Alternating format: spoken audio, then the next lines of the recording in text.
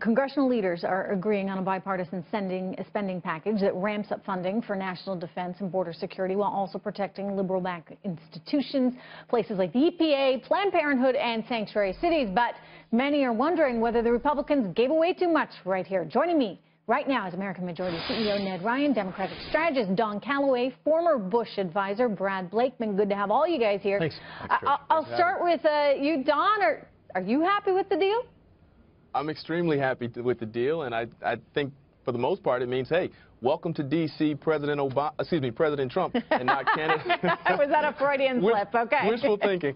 Welcome to D.C. President Trump and not candidate Trump. This spending package is the triumph of the pragmatic experience of Paul Ryan and Mitch McConnell over the campaign bombast of President Trump. And what we see here is them knowing that very realistically some things and some concessions are going to have to be made even to the most liberal of Democrats in order to keep the government from shutting down, which would inevitably be blamed on the Republican Party and have serious midterm ramifications, which they just weren't willing to accept. So the president took it on the chin here, but it's probably for the best of his party overall. Well, you know, that's an interesting and refreshing sort of viewpoint. I know, Ned, you're kind of shaking your head. You probably feel like the Republicans gave up more than they needed to. But, you know, isn't this the man who is the art of the deal? Isn't he showing the world that he's willing to work with both sides here?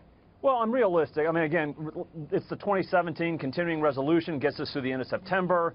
You know, there's 5 months in here. I like the fact that he got $21 billion for defense spending in, which includes, Trish, the largest pay raise for the military in the last 6 years. So that's a positive. You know, the $1.5 billion towards border security, that's great. We're disappointed, again, that he couldn't have put in a little bit more money to start the building of the wall. I do think he's serious about this, by the way, of building of the wall. We have to be realistic. Again, 2018 budget will probably reflect that. It's going to be a big bill, probably $21.6 billion to fund that border wall. I think the thing that's a little disappointing. By the way, I'm just going to jump in, Ned. You say you think he's serious. I think he's serious too, and I think that if he's not serious, the voter is going to revolt. I mean, there are people that put him in the office specifically because they wanted to see. This is what his whole campaign was about, the economy, et cetera, but also that wall. If you were to narrow it down to 3 things that Trump really ran on, the border wall, repealing Obamacare, and putting in conservative Supreme Court justices. So he's gotten the Supreme Court justice in. I do think there's going to be a health care vote this week. I think you're going to get most of the Freedom Caucus guys on board. You'll get a bill passed. And then you're going to be dealing with this border wall. We know that the Department of Homeland Security is already accepting hundreds of proposals. They're already saying that they're going to demonstrate some of the prototypes in San Diego this summer. So when I look at this $1.5 billion, I know that he's going down that path. 2018 budget, I think, will reflect that.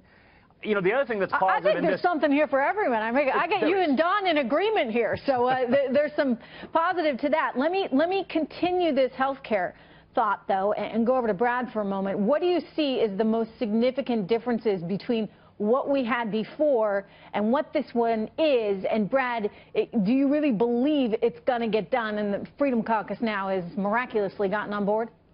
Look, they have to get it done. There is no choice. 2017 must be a year of action because 2018 with the midterms is going to be a year of reflection and a report card by the American people. The most important thing that's happening with this new health care is pushing the responsibility down to the states, making it a true marketplace. And the federal government will be a backstop. It won't be the ultimate insurer of policies around the country. So let's get more marketplace competition. Do you feel like this does that, though? I mean, when you look at what we're going to be potentially putting into action, it's expected to be voted on as early as Wednesday versus what was there. How confident are you that this is a better system? Because you know what? If it's not, Republicans are going to pay the price.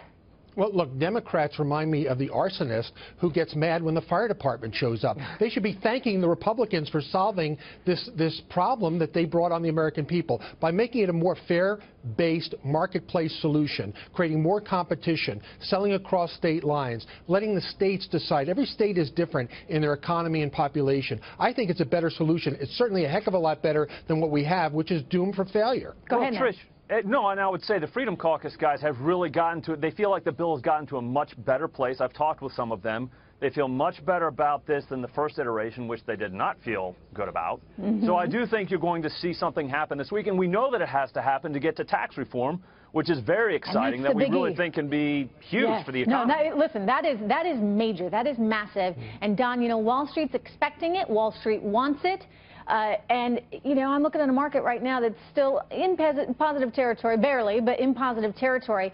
This market has been on a tear since Donald Trump was elected. In fact, it's basically the biggest run-up of any president since Election Day, actually the first 100 days, I should point out, anyone since, what, the second term of FDR. So people are betting on this. There is an expectation level that's set quite high. Tax reform is coming through. If they don't get it, they're going to be really unhappy. So is this another one, in your view, that much like the wall, and I know you don't agree with it, but the wall and health care reform, I mean, he ran on these promises. If he doesn't get it, what happens? If he doesn't get it, there will be massive electoral ramifications for the Republican Party in 2018, much to the benefit of the Democratic Party. However, I remain skeptical about tax reform. We know that there is a bipartisan desire here in Washington, D.C. to lower the corporate tax rate to keep America competitive with the rest of the industrialized world. However, President Trump and Secretary Mnuchin, a bullet-pointed one-pager is simply not substantive enough to get us there. If you consider the last time the tax code was overhauled, 1986, the seeds of that reform were planted in 1979, 1980, 81. It takes a long time to get here, and they've been working on this iteration of tax reform at least for the last 5 years since I've been a federal lobbyist. It takes time, and there's no guarantee that it's going to happen in this calendar year, and next year, as my colleagues know, we'll move into a lame duck session. Yeah, so no, it's tricky once you go into next year and you get elections to worry about, et cetera. But I am hopeful, to your point. This is one that they've been working on for a while, and perhaps you can bring Democrats and Republicans together, because you know what? We need to be more competitive, and corporate taxes are a big part of that. Thank you so much. It's good to see all of you, Ned, Brad, and Don.